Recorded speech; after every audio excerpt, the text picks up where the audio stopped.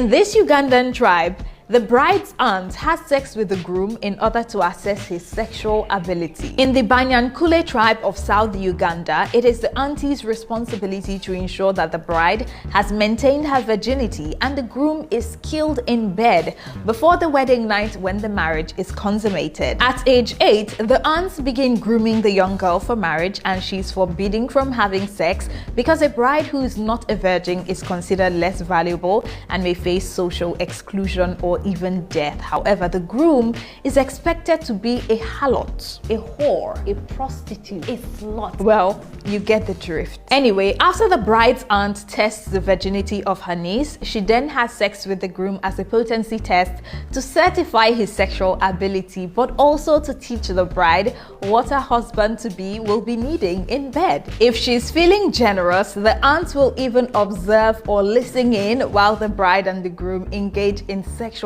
activity to help the couple improve their sex lives. I don't know about you, but this is the wildest story I've ever heard. Alright, Shalom. All praise to the Most High Yahweh, by Hashem, Yahweh Shai, by Hashem Rekah Kodash. Double honors to the apostles and elders of Great Millstone who were well. Peace and salutations to your brother who let push to his word and truth and sincerity. Alright, this video here is, are we Africans? I think not. Okay, so notice that in this video she was talking about basically a custom of a Ugandan tribe about what the aunt of the bride has to basically have sex with the husband in order to make sure, or prior to them being married, in order to make sure he's that he has enough experience, I guess, to put it in lighter terms. But this is interesting because it is a wild custom, if this is true. But this is not a custom of Israelites, okay? And I just want to point that out because we are not Africans, okay? We are not Africans. We fled into Africa, fleeing, persecution, but we are not Africans, okay? But so I'm gonna bring out a few scriptures where basically the Lord compares us to them, but those are not who we are, okay?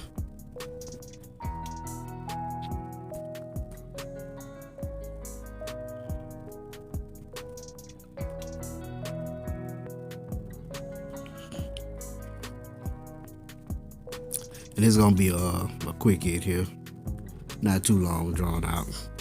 This Amos chapter 9 verse 7. Are ye not as the children of Ethiopians unto me, O children of Israel? I'm gonna read again. Are ye not as children of the Ethiopians unto me, O children of Israel, saith the Lord? Have not I brought up Israel out of the land of Egypt,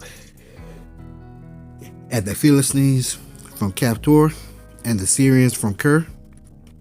Okay, so he compared us to Ethiopians, which is a so-called African or Hamitic tribe. Okay, so like I said, we look like them, but we are not them.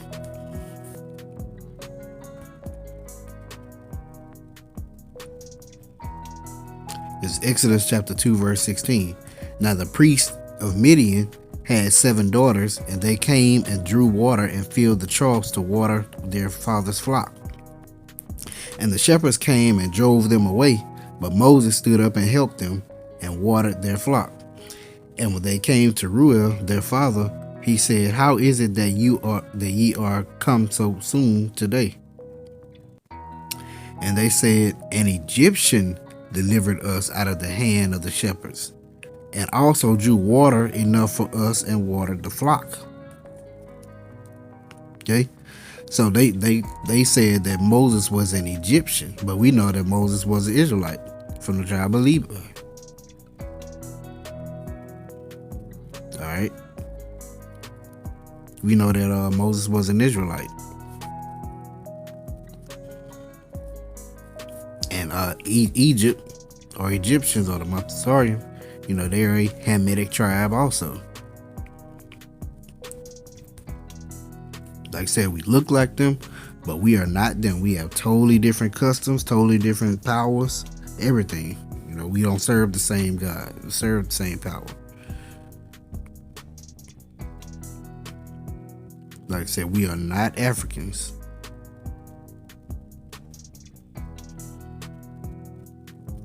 Acts chapter 21, verse 37.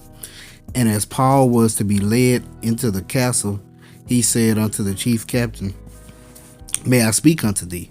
Who said, Canst thou speak Greek? He was asking Paul, can y'all speak Greek? Or he said, you can speak Greek. And 38. Art not thou that Egyptian, which before these days made us an uproar and led us out into the wilderness, 4,000 men that were murdered? But Paul said, I am a man which am a Jew of Tarsus, a city in Cilicia, a citizen of no mean city, of no average city, and I beseech thee, suffer me to speak unto the people. Okay, so they thought Paul was an Egyptian. They thought he looked like he was an Egyptian. Okay, but this is what Paul really was. Romans chapter 1, verse 1. Paul, a servant of Yahushua HaMashiach, called to be an apostle, separated unto the gospel of the Most High. Oh, Salakius, not Romans 1, Romans 11 and 1. It says, I say then, hath the Most High cast away his people?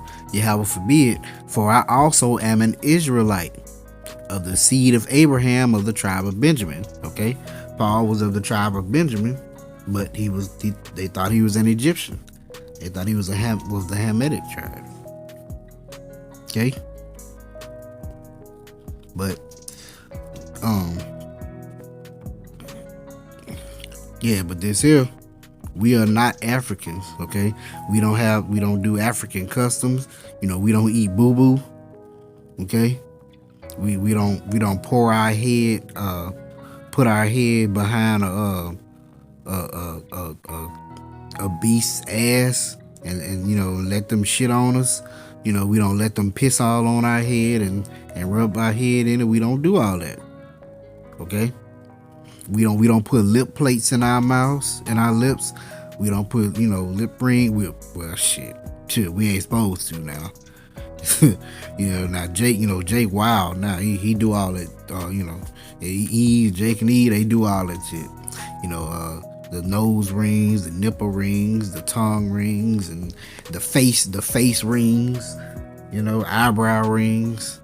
You know, lip rings, all that shit. You know, Jake into all that African stuff, that Hamitic stuff. Okay, but though that is not who we are. All right, but yeah, this is just a quick hit on that video when I saw that, because I mean, our people take the customs of these heathens to the next level when we do stuff.